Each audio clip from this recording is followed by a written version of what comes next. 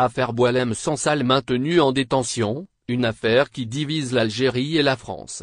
La chambre d'accusation de la Cour d'appel d'Alger a rejeté, ce mercredi, la demande de remise en liberté de l'écrivain Boualem Sansal, incarcéré depuis le 16 novembre dernier. Accusé d'atteinte à l'intégrité territoriale et à l'unité nationale, Sansal demeure en prison, une décision qui alimente les tensions entre Alger et Paris.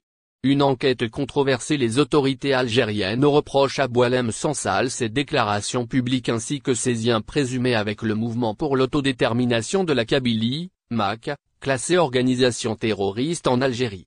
Âgé de 75 ans, l'écrivain est détenu à la prison de Koléa, après un court passage à l'hôpital. L'enquête s'intéresse également au virage idéologique de Sansal. Longtemps connu pour ses prises de position anti-islamistes, l'écrivain s'est rapproché de thèses défendues par l'extrême droite française, notamment sur l'immigration et la mémoire coloniale. Ces évolutions ont suscité des critiques aussi bien en Algérie qu'en France, où son œuvre divise. Réaction en France et à l'international. L'arrestation de Sansal a provoqué une onde de choc en France. L'extrême droite a rapidement mobilisé ses soutiens pour demander sa libération, tandis que le gouvernement français a adopté une position plus mesurée.